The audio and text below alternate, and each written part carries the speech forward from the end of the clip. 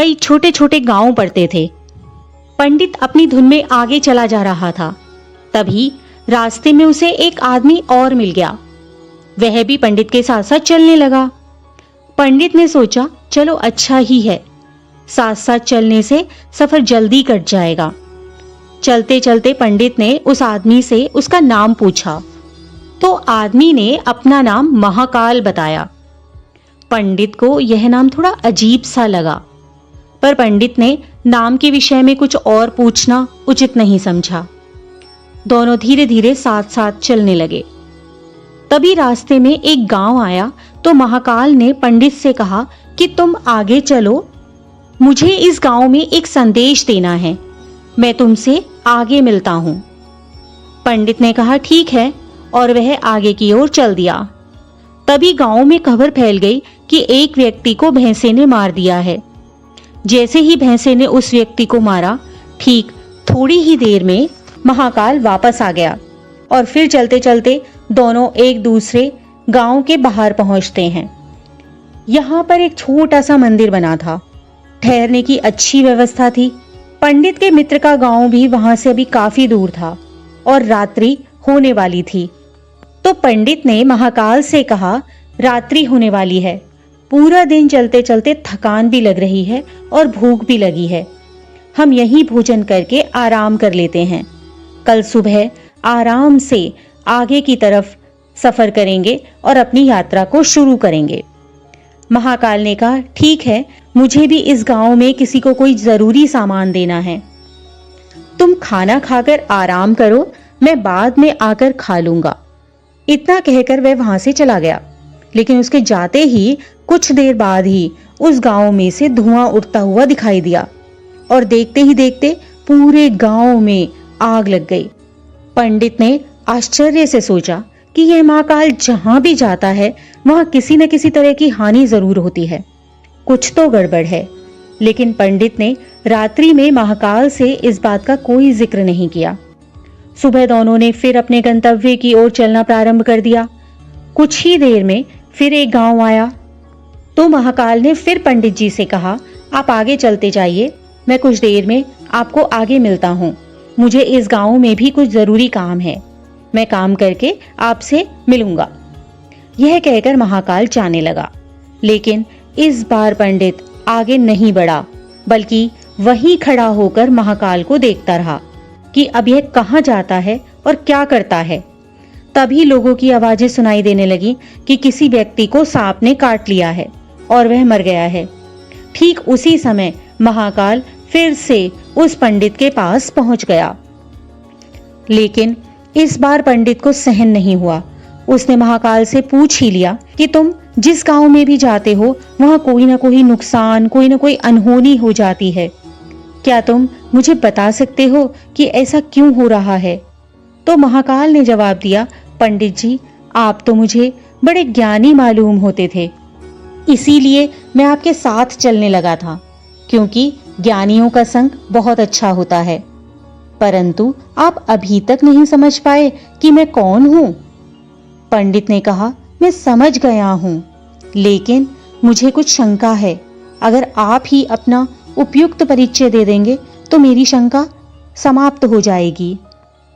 महाकाल ने जवाब दिया, मैं यमदूत हूं और यमराज की आज्ञा से उन लोगों के प्राणों का हरण कर रहा हूं जिनकी आयु पूर्ण हो चुकी है।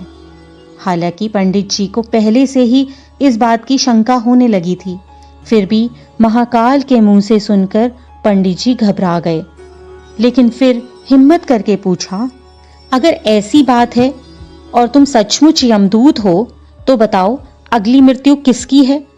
यमदूत ने जवाब दिया, अगली मृत्यु तुम्हारे उसी मित्र की है जिससे तुम मिलने जा रहे हो, और उसकी मृत्यु का कारण भी तुम ही बनोगे। यह बात सुनकर पंडित बिल्कुल सहम गया और सोच में पड़ गया, यदि वास्तव में यह यमदूत हुआ, इसकी यह बात भी सही होगी, मेरे कारण मेरे बचपन के सबसे अच्छे मित्र की मृत्यु हो जाएगी। इसीलिए अच्छा यही होगा कि मैं अपने मित्र से मिलने ही ना जाऊं। कम से कम मैं तो उसकी मृत्यु का कारण नहीं बनूंगा। महाकाल ने कहा, तुम जो कुछ भी सोच रहे हो वह सब मुझे पता है, मगर तुम्हारे अपने मित्र से मिलने ना जाने से नियति नहीं बदल जाएगी। तुम्हारे मित्र की मृत्यु निश्चित है और वह अगले कुछ ही क्षणों में घटित होने वाली है। महाकाल के मुंह से ऐसी बातें सुनकर पंडित जी को झटका सा लगा, क्योंकि महाकाल ने उसके मन की भी बात जान ली थी, जो कि एक साधारण व्यक्ति के लिए संभव नहीं है।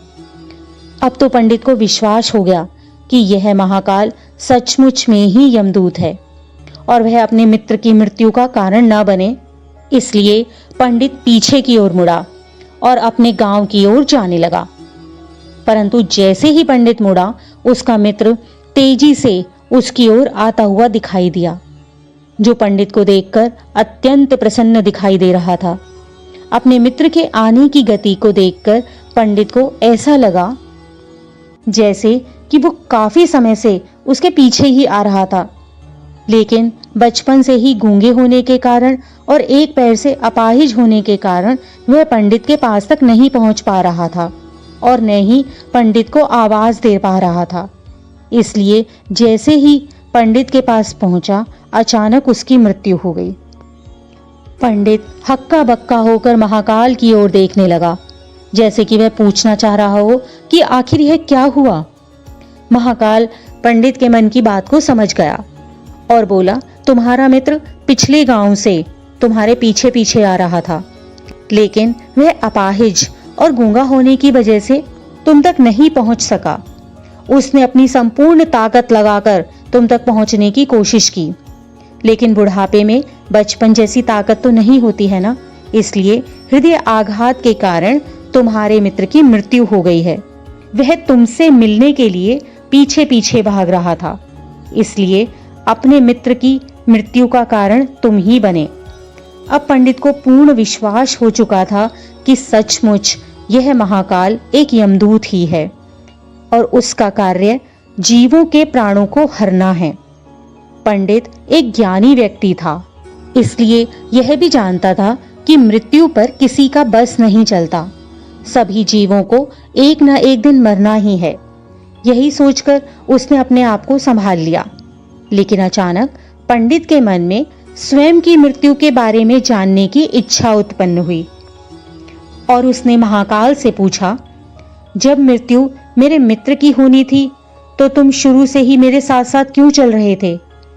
महाकाल ने जवाब दिया, मैं तो सभी के साथ चलता हूँ और हर क्षण चलता ही रहता हूँ, किंतु लोग पहचान नहीं पाते, क्योंकि लोगों के पास अपनी समस्याओं के अलावा किसी और व्यक्ति, वस्तु या घटना के संदर्भ में सोचने, समझने और देखने का समय ही नहीं होता। पंडित ने कहा, तो क्या तुम बता सकते हो कि मेरी मृत्यु कब और कैसे होगी? तो महाकाल ने कहा, हालांकि किसी सामान्य जीव को यह जानने का न तो अधिकार है और न ही उसके लिए यह उचित है कि कोई भी अपनी मृत्यु के समय और कारण को जान पाए, क्योंकि यदि वो पहले से यह जान लेगा तो उसे दुख के अलावा और कुछ भी नहीं मिलेगा। लेकिन तुम ज्ञानी व्यक्ति प्रतीत होते हो। तुमने अपने मित्र की मृत्यु को जितनी आसानी से सहन कर लिया है, उसे देखकर लगता है कि तुम अपनी मृत्यु के बारे में जानकर भी दुखी नहीं होगे। इसलिए मैं तुम्हें बता देता हूँ कि तुम्हारी मृत्यु आज से ठीक 6 महीने के बाद आज ही के दिन किसी दूसरे राज्य में फांसी लगने से होगी।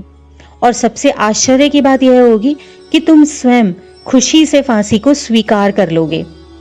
इतना कहकर महाकाल जाने लगा, क्योंकि महाकाल का पंडित के साथ चलते रहने का समय पूर्ण हो गया था और उसके साथ चलने का अब कोई कारण भी नहीं बचा था। पंडित भी अपने मित्र की यथाशक्ति कर्मकांड करके अपने गांव चला गया। लेकिन कोई व्यक्ति कितना भी ज्ञानी क्यों ना हो, अपनी मृत्यु के बारे में सुनकर दुखी तो होता ही है और मृत्यु से बचने के लिए कुछ न कुछ करता ही है। तो पंडित ने भी किया। पंडित विद्वान था, इसलिए उसकी ख्याति उस राज्य के राजा तक थी। उस पंडित ने सोचा कि राजा के पास तो कई ज्ञानी मंत्री हैं, वे मेरी मृत्यु से संबंधित समस्या का कोई ना कोई हल जरूर निकालेंगे। पंडित यह सोचते हुए राज दरबार में पहुंच गया। और उसने वहां जाकर राजा को सारा वृतांत सुनाया। राजा ने यह बात अपने मंत्रियों को बताई और उनसे सलाह मांगी। अंत में सभी ने विचार विमर्श करके कहा कि अगर पंडित की बात सही है तो यह तो निश्चित है कि इसकी मृत्यु आने वाले 6 महीने के बाद ही होगी, और वह भी किसी दूसरे राज्य में। लेकिन दूसरे राज्य में मृत्यु तभी होगी जब यह दूसरे राज्य में जाएगा। अगर यह दूसरे राज्य में ही ना जाए तो मृत्यु भी नहीं होगी। मंत्रियों की यह सलाह राजा को ठीक लगी। बहुत सोच समझकर राजा ने पंडित के रहने की व्यवस्था महल में ही कर दी, और राजा के आदेश के बिना उस पंडित से किसी को भी मिलने नहीं दिया जाता था। लेकिन पंडित कहीं भी आ जा सकता था, ताकि पंडित को यह ना लगे कि वह राजा की कैद में है। परंतु पंडित डर के कारण स्वयं ही कहीं आना जाना पसंद नहीं करता था। धीरे धीरे पंडित की मृत्यु का समय नजदीक आने लगा, और वह दिन भी आ गया जिस दिन उसकी मृत्यु होने वाली थी। पंडित अपनी मृत्यु को लेकर बहुत चिंतित था, इसलिए उस दिन पंडित डर के मारे जल्दी ही सो गया, ताकि जल्दी से वह रात बीत जाए और अगला दिन आ जाए तो मृत्यु टल जाएगी। लेकिन पंडित को स्वयं नींद में चलने की बीमारी थी, और इस बीमारी का उसे खुद भी पता नहीं था। अतः राजा के किसी वैद्य को बताने का तो प्रश्न ही नहीं उठता था। उसी रात पंडित को नींद में चलने का दौरा पड़ा। वह उठा और जेल से निकलकर अस्तबल में पहुंच गया। पंडित राजा का खास मेहमान था, इसलिए किसी पहरेदार ने भी उसे न तो रोका और न ही किसी प्रकार की पूछताछ की। अस्तबल में पहुंचकर वह सबसे तेज चलने वाले घोड़े की पीठ पर सवार होकर नींद में ही राज्य की सीमा के बाहर दूसरे राज्य में चला गया। इतना ही नहीं, वह दूसरे राज्य के राजमहल पहुंच गया, और महल के पहरेदार ने भी उससे कुछ नहीं पूछा। सभी लोग रात्रि के अंतिम प्रहर होने के कारण नींद में थे, और वह पंडित सीधे राजा के शयन कक्ष में पहुंच गया, जहां राजा और रानी आराम कर रहे थे। वहां पंडित भी जाकर लेट गया। हुई तो राजा ने पंडित को रानी के बगल में सोते हुए देखा, जिससे राजा बहुत क्रोधित हुआ और पंडित को गिरफ्तार कर लिया गया। पंडित को तो कुछ समझ में ही नहीं आ रहा था कि आखिर दूसरे राज्य में और राजा के शयन कक्ष में वह पहुंचा कैसे। लेकिन वहां यह सब सुनने वाला कौन था। राजा ने पंडित को दरबार में हाजिर करने का हुक्म दिया।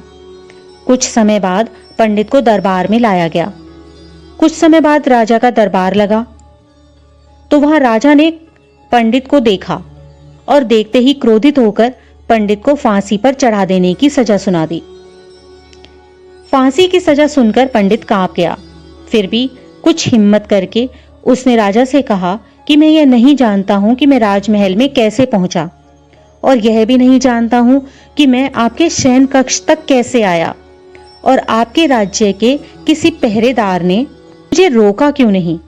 लेकिन मैं इतना जरूर जानता हूं कि आज मेरी मृत्यु होनी थी, और अब सच में होने जा रही है। राजा को यह बात थोड़ी अटपटी लगी। उसने पूछा, तुम्हें कैसे पता कि आज तुम्हारी मृत्यु होनी ही है? यह सुनकर तुम कहना क्या चाहते हो? राजा के इस सवाल के जवाब में पंडित ने महाकाल से मिलने की पूरी कहानी राजा को बता दी और कहा कि महाराज, मेरा क्या, किसी भी सामान्य व्यक्ति में इतना साहस नहीं है कि वह राजा के शयन कक्ष में राजा की उपस्थिति में रानी के पास चला जाए और सो जाए। राजा को पंडित की बात में थोड़ी सत्यता दिखाई दी, परंतु उसने सोचा कि यह मृत्यु से बचने के लिए महाकाल और अपनी मृत्यु की भविष्यवाणी का बहाना बना रहा है। इसीलिए राजा ने पंडित से कहा, यदि तुम्हारी यह बात सत्य है और आज तुम्हारी मृत्यु का दिन है, जैसा कि तुम्हें महाकाल ने कहा था, तो तुम्हारी मृत्यु का कारण मैं नहीं बनूंगा। लेकिन अगर तुम्हारी बात झूठ निकली तो निश्चित ही आज तुम्हारी मृत्यु का दिन होगा, क्योंकि पड़ोसी राज्य का राजा मेरा मित्र है। उसने तुरंत सैनिकों के हाथ दूसरे राज्य के राजा को पत्र भेजा और पंडित की बात की सत्यता की परख की और उसका प्रमाण मांगा।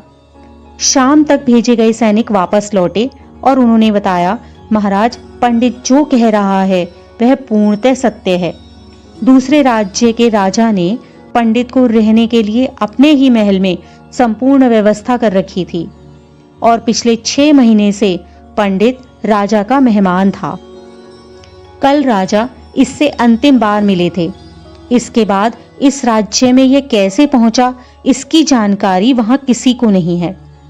इसलिए उस राज्य के राजा के अनुसार पंडित को फांसी की सजा देना उचित नहीं है। लेकिन राजा के लिए एक नई समस्या आ गई, क्योंकि उसने बिना कुछ जाने ही पंडित को फांसी की सजा सुना दी थी। अगर दंड के रूप में फांसी न दी जाए तो राजा के कथन का अपमान हो जाएगा, और अगर राजा के द्वारा दी गई सजा का मान रखा गया तो पंडित की बिना वजह ही मृत्यु हो जाएगी।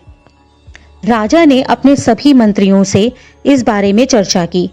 सभी मंत्रियों ने सुझाव दिया कि महाराज, पंडित को एक कच्चे सूत से फांसी लगवा दें। इससे आपके कथन का भी मान रह जाएगा और कच्चे सूत के धागे से पंडित को कोई नुकसान भी नहीं पहुंचेगा और उसके प्राण बच जाएंगे। पंडित को यह पूर्ण विश्वास था कि सूत के धागे से तो उसकी मृत्यु हो ही नहीं सकती, इसलिए वह खुशी खुशी फांसी पर चढ़ने को तैयार था, जैसा कि महाकाल ने उसे कहा भी था। लेकिन जैसे ही पंडित को फांसी दी गई, सूत का धागा तो टूट गया, लेकिन टूटने से पहले उसने अपना काम कर दिया था। पंडित के गले की नस सूत के धागे से कट चुकी थी और पंडित जमीन पर पड़ा हुआ तड़प रहा था। धड़कन के साथ उसके गले से खून की फुहार निकल रही थी और देखते ही देखते पंडित का शरीर पूरी तरह से शांत हो गया। सभी लोग आश्चर्यचकित थे, पंडित को मरते देख रहे थे। किसी को विश्वास ही नहीं हो रहा था कि इस कमजोर से धागे से किसी की मृत्यु भी हो सकती है। लेकिन घटना तो घट चुकी थी। नियति ने अपना काम कर दिया था। जो होना होता है वह होकर ही रहता है। हम चाहे जितनी भी सावधानियां बरतें, जितना भी उपाय कर लें, लेकिन हर घटना और घटना की पूरी प्रणाली पहले से ही तय होती है, जिसे हम थोड़ा सा भी इधर उधर नहीं कर सकते। इसलिए हमें हमेशा ईश्वर पर भरोसा करके पूर्ण कर्तव्य परायणता से अपने कर्म करते रहने चाहिए। इसी प्रकार की अन्य व्रत एवं पौराणिक कथा कहानियों के लिए हमारे चैनल को सब्सक्राइब और शेयर करें, ताकि आप भी दूसरों तक इन्हें पहुंचाकर धर्म लाभ प्राप्त कर सकें।